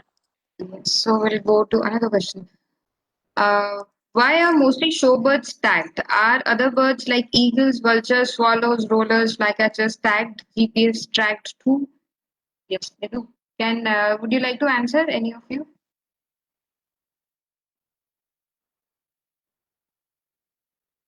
I'm happy to answer. Yes, pretty much any bird around the world is tagged. Our speciality of the speakers here is the migratory shorebirds, and with the Indian researchers, some of the water birds. But yes, parrots, hummingbirds, eagles, gulls, everything. People have an insatiable appetite for information about birds, and indeed, most birds around the world of most families are marked. And if I may add to that, the shorebirds are really good for tagging because they're not hidden in the woods, so to speak. So you can relatively easily, sometimes with high tide, of course it's still demanding, but you can resight them. So that makes them an attractive study species also for science. Yes, to add to it, shorebirds are long-distance migrants compared to some of the species which you have mentioned here, like eagle, vultures, and swallows. So they do give, research a lot of information to play with. And yes, the appetite of a ringer is huge. We ring whatever comes in our hand, of course, with whatever permissions we are having. And yes, we do use a lot of tracking techniques, a lot of other instruments which we deploy on the bird. That will be another discussion altogether. So the next question, any bird ringing, banding, tagging project going on exclusively for gulls and terns? I didn't get it. Is there any bird banding project going on exclusively for gulls and terns? Maybe in your area? Yeah, not in Oman. Not in Oman. Chris, what about your place? Yes, we mark in northwest Australia. We mark the terns the terns that we encounter, but we don't mark the gulls. Only the terns in our study. But there would be a lot of gulls are certainly marked in Europe. Huge numbers of gulls are marked in Europe in studies there, and in the US as well. They're not always marked with plastic rings or metal. You get a metal ring. They don't always get a plastic ring. Sometimes they get a tag in their wing, so they can be seen like that. It's not. There's various methods of marking birds, so you can resight them. Eagles and vultures have wing tags much more than they have leg bands. So there is many different methods depending on the bird and what you want to get out of your study. For India, we do mark them with metal rings. So far, we have not gone into color flagging. Maybe in another 1 or 2 years, we have been planning to do so. And recently, from the Gujarat project, I think in 2018 February, we had a recovery of a lesser crested tern, which was ringed in somewhere in Iran after 3.5 years. So this was the latest among whatever recoveries we are having of gulls and terns from India. Okay. There is a lot of questions for Dr. Bala and Dr. Satya. I think the questions for both Chris and Roland is over. If those people are still there, so we can, is Dr. Bala and Dr. Satya available?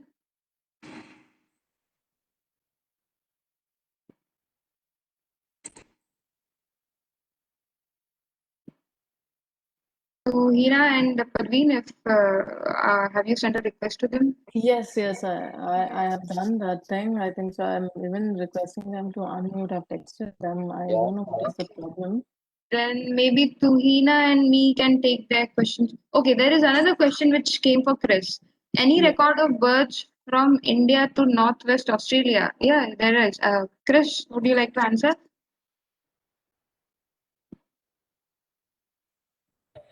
Yes, only one that we know of, and that was an oriental pratincoal that had a satellite transmitter and crossed from the East Asian Australasian flyway into the Central Australasian flyway. That was an AWSG tagged bird.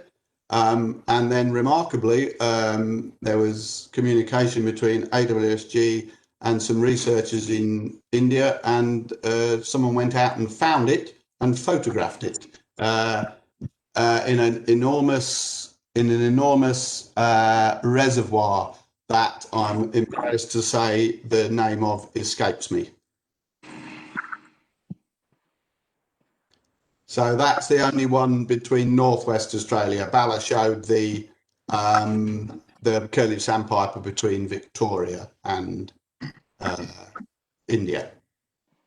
And to covering from Northwest Australia to Point Kilimer, and one from Northwest Australia to Sri Lanka also. This is a curlew sandpiper.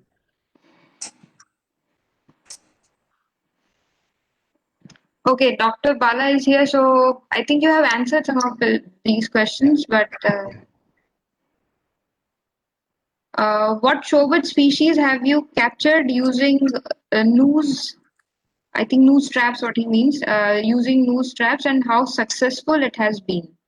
By Maureen Christie. Yeah, actually we have caught all the shorebirds with the nose, different sizes of nose, with a small loop like that. Even we could catch that little stint also with the noses. And nose traps are very safest method because the birds are caught by lets. Unlike by net also, we caught them by wing. Okay, that's why nose method is most safest method. As in this, and another method is the clap trap, which is almost the technique like our cannon netting. Okay, that is through firing, but this will be also by pulling that net by closing that clap trap also. They are also very safe method comparing to the mist net or mesh nets methods. Yes, to add to Dr. Bala's explanation, we have different sizes of noose. So yes, we catch from as big as flamingos when we are talking about water birds, as small as bar-tailed godwits also can be caught with the noose traps. One more question, Dr. Bala.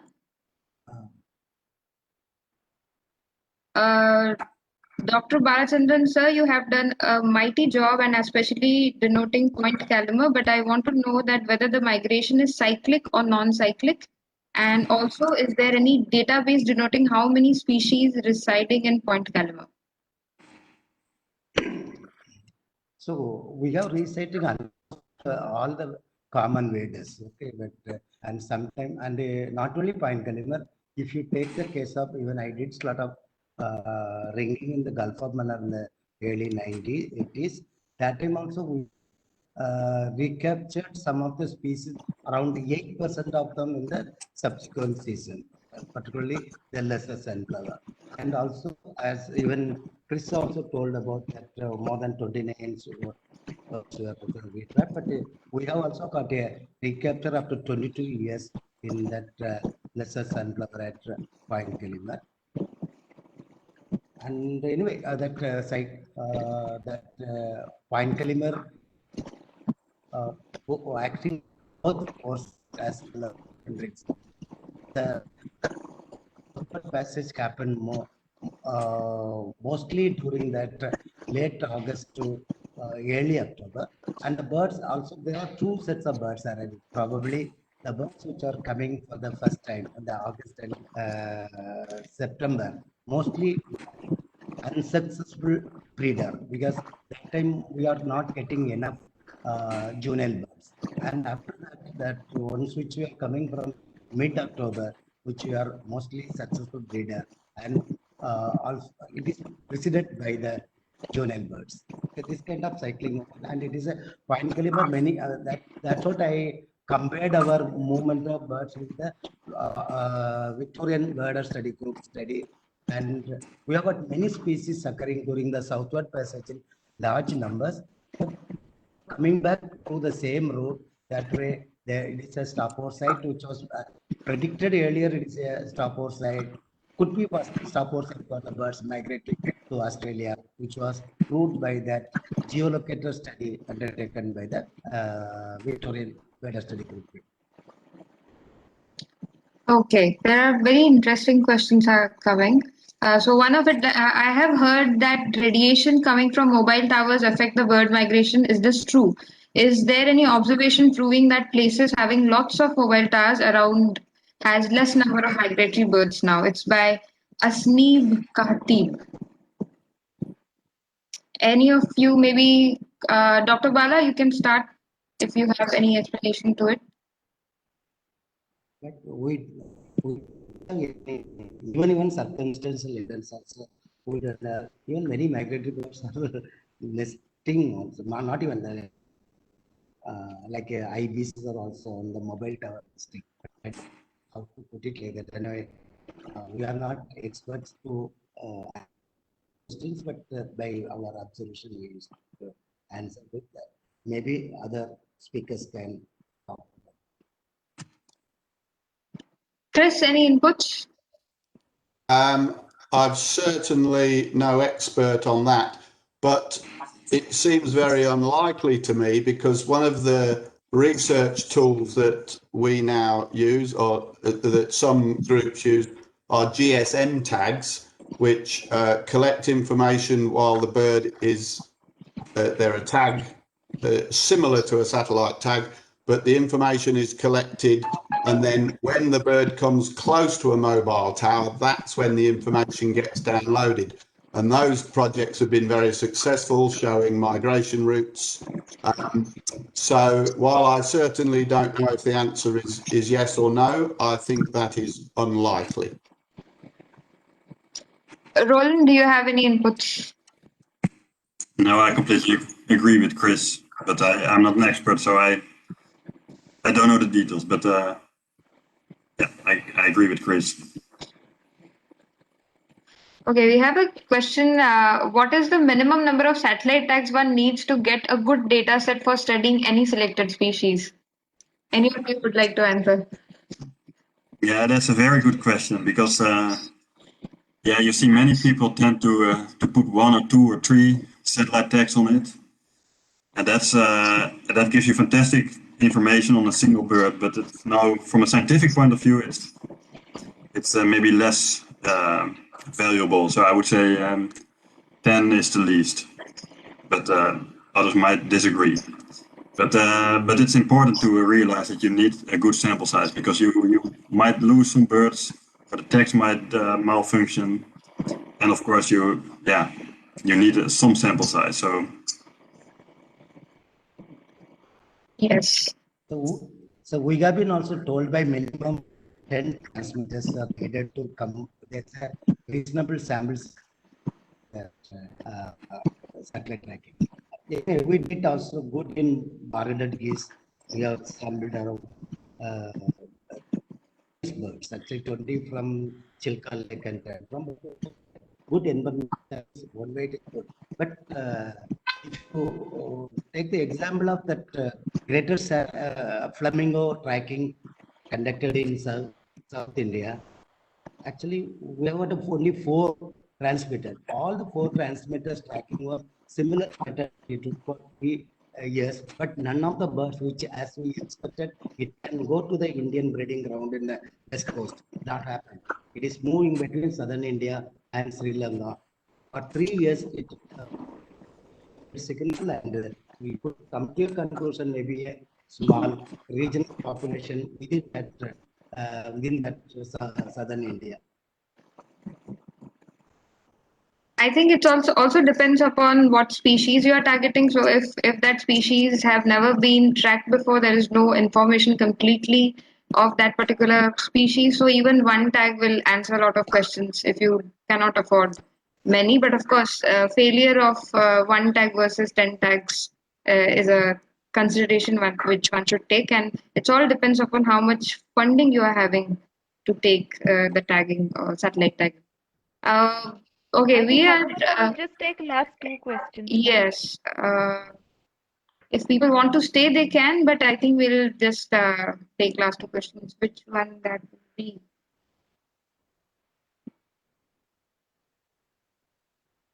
Okay, this was a very interesting question by M. Purb. Watching of birds using modern scientific methods was introduced in India in 1927, as mentioned during the lecture. Do we have prior history of observing birds and recording them during the Mughal period or in the early British colonial period, since Europeans have been avid bird watchers in South Asia? Uh, Dr. Bala, would you like to answer about this? No, the history behind that 1927. Okay, but whatever we landed, that's a very experimental basis.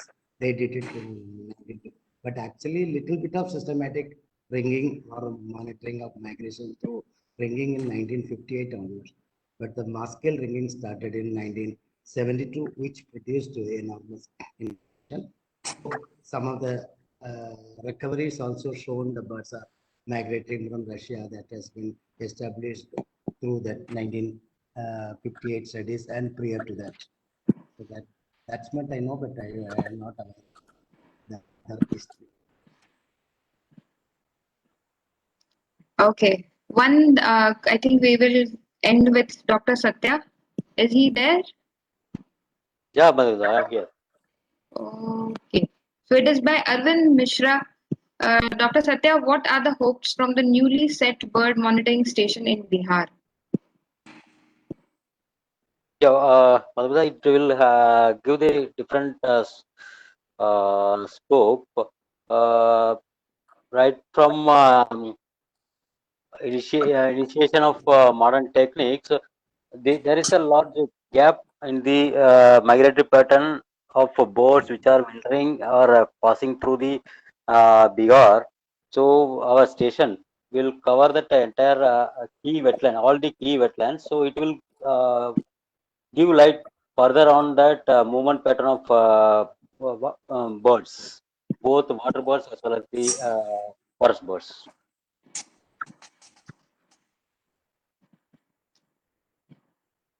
Okay. Okay, then there's I think there's only the last question which is remaining. What impacts you have seen of coastal wind energy farms on migration patterns in your study areas? Does commercial international flight hinder migration of birds? So these are two questions. I think all of us are working in the coastal area, so maybe we should take this question on what impacts you have seen of coastal wind energy farms on the migration patterns in your study area. Maybe we'll start with Dr. Silva.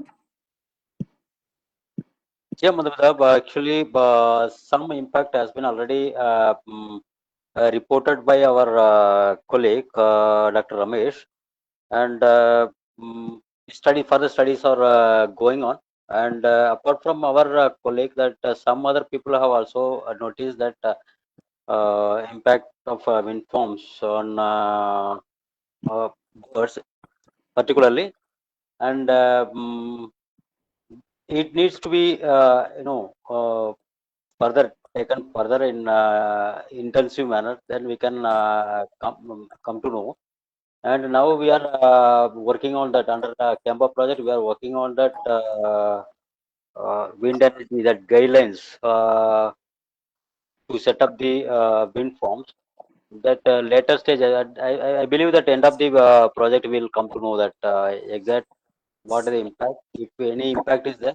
What impact is there? What kind of impact mainly is there, and what are the solution may be taken?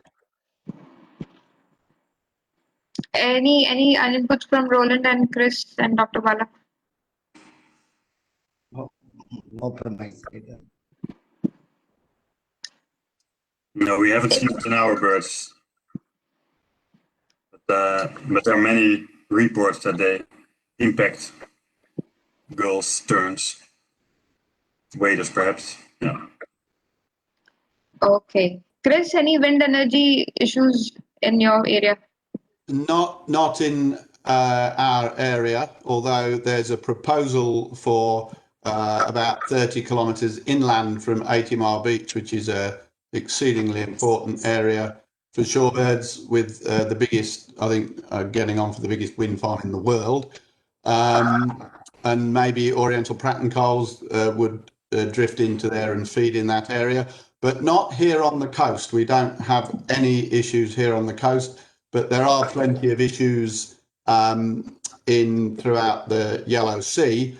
But it's a very, very wide-ranging question, because if we want to stop burning fossil fuels, we have to have alternatives. So it's an enormous question that you could have a webinar just on that one issue, I think. Yes, I think we'll end it here. Roland, there is some questions about what kind of tags we are using, so you can just go to BNHS. I'll send you the link to the FB page, and you can answer the questions there about the tags which you are using. Excellent. Okay, then I think we have overshooted our time with half an hour, and there are very little questions which are remaining, but I think that will be answered eventually. Thank you to all the participants who have gathered here and stayed for such a long time with us. Roland and Chris, thank you for agreeing to be part of this webinar. This was first for us also, and maybe at the fag end of we have been in our respective homes for a very long time, and we are about to start our field work, so we thought, why not just have a one webinar before we start our own field work. Dr. Bala, would you like to speak? Okay, it's a good experience hearing our but the time is very limited. We could not put our so many interesting information we gathered through the last 4 decades of ringing. But we are going to highlight, given the highlight to the participant, more interest among that people to report and look for that this kind of tag birds, which will strengthen our study.